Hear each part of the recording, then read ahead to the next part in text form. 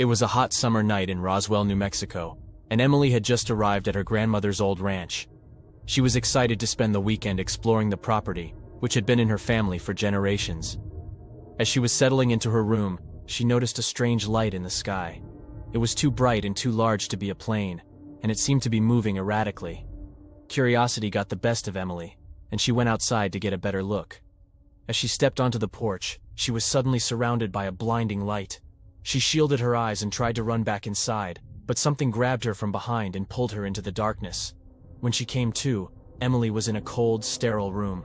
The walls were metal, and there were strange, glowing instruments lining the walls. She tried to move, but she was restrained by some sort of invisible force. That's when she saw them, the aliens. They were tall, with gray, featureless faces and long, spindly limbs. They moved quickly and silently, as if gliding across the floor. Emily screamed, but no sound escaped her throat. She was paralyzed with fear, watching as the aliens began to probe and examine her. They poked and prodded her, inserting strange devices into her body. She could feel every painful sensation, but she couldn't move or speak. Hours passed, and the aliens continued their experiments.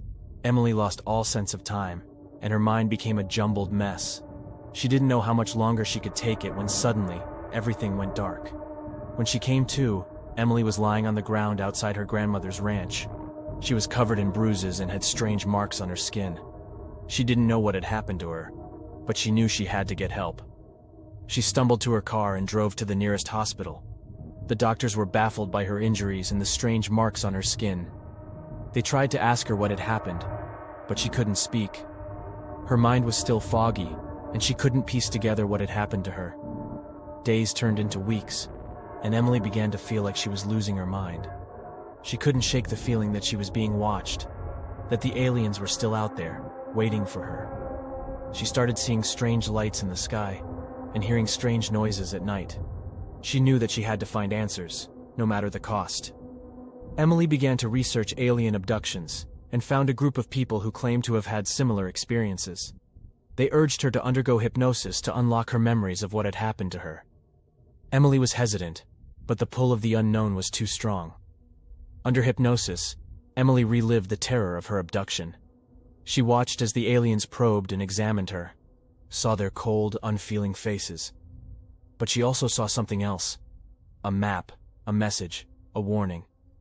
She didn't know what it meant, but she knew it was important. Emily became obsessed with decoding the message from her abduction. She spent months poring over books and studying maps, trying to find any clue that could help her decipher the aliens' warning. She lost touch with reality, consumed by the idea that she was the only one who could save humanity from the threat that was coming.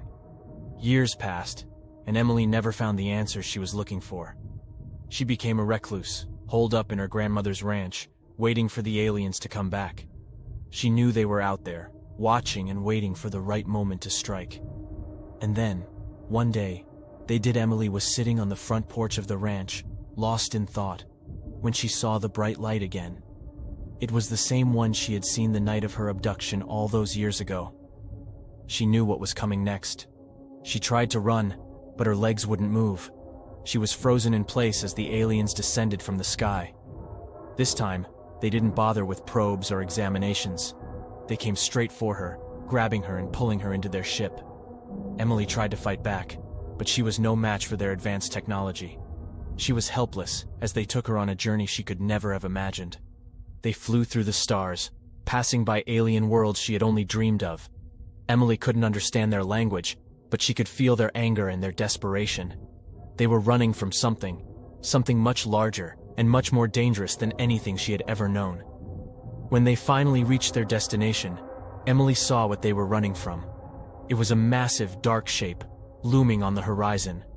She couldn't make out its features, but she could feel its malevolent energy.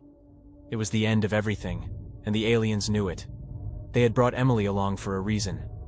She was the only one who could decode their message, the only one who could understand what was at stake. They showed her their map again, pointing to a tiny dot in the vast expanse of space. It was Earth, and it was the only hope for their survival. Emily knew what she had to do. She had to warn humanity of the impending threat, to rally the world together to fight against the darkness that was coming. She begged the aliens to let her go, to give her a chance to make a difference. They did. They dropped her off back at her grandmother's ranch, and she knew what she had to do. She spent the rest of her life trying to decode the aliens' warning, trying to warn humanity of the danger that was coming. She wrote books, gave lectures, did everything in her power to spread the message. Most people thought she was crazy, of course. They didn't believe in aliens or their warnings of impending doom. But Emily knew better. She had seen the truth, and she knew what was at stake. And when the darkness finally came, when the world was plunged into chaos and destruction, Emily was ready. She had done everything she could to save humanity, and in the end, that was all that mattered.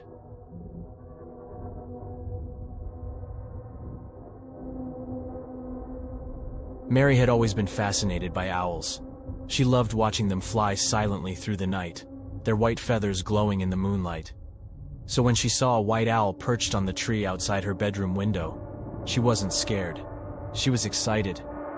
She watched the owl for a while, marveling at its beauty. But as the night wore on, Mary began to feel uneasy. The owl wasn't moving, wasn't blinking. It was just staring at her with its unblinking eyes. Mary tried to shake the feeling off and went to bed, hoping to get some rest. But as she closed her eyes, she felt like she was being watched. She opened them again and saw the white owl, still perched outside her window, still staring at her. Mary couldn't shake the feeling of unease, but she tried to ignore it and went to sleep. That was when the dreams started. In her dreams, Mary was flying through the night sky.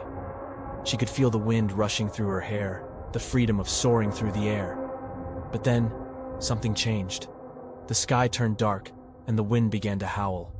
Mary looked down and saw a group of white owls flying below her, their eyes glowing in the darkness. She tried to fly away, but something was holding her back. She looked up and saw a massive spaceship hovering above her, its lights shining down on her.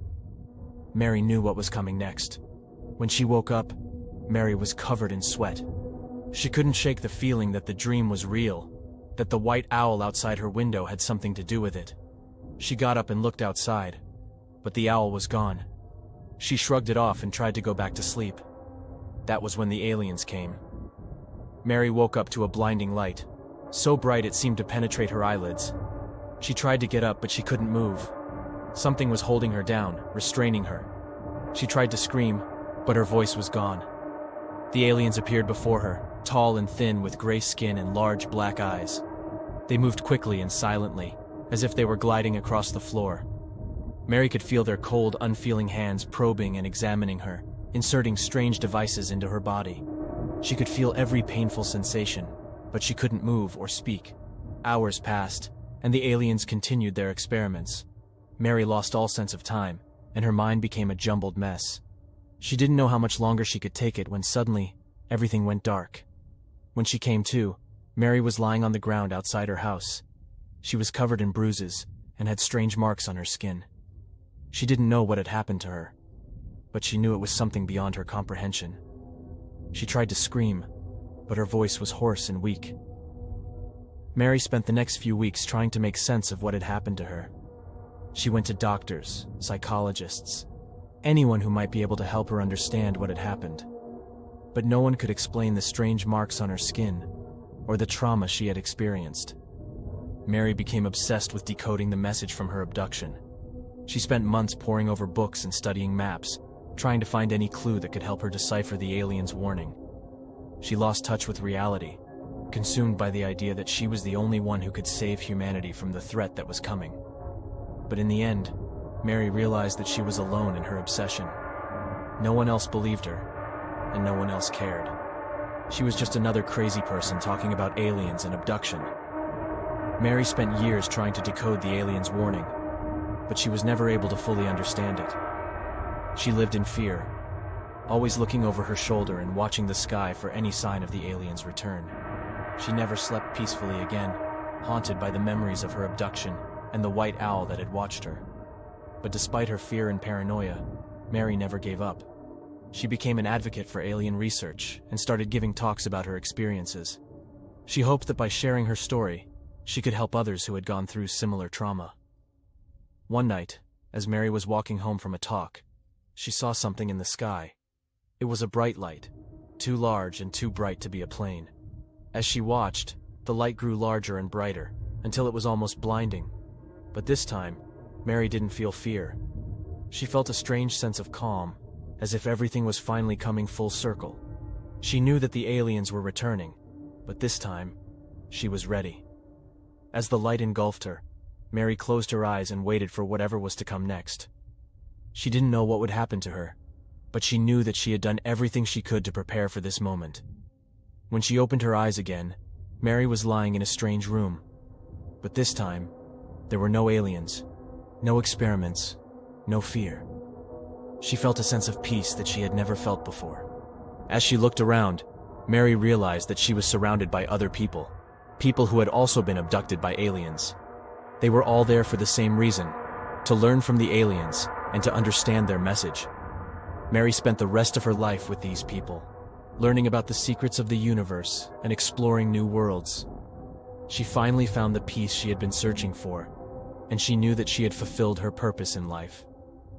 When Mary passed away many years later, her legacy lived on. Her story inspired countless others to study and research aliens, and her work helped to establish a new era of space exploration. Mary may have been a victim of abduction, but in the end, she became a hero.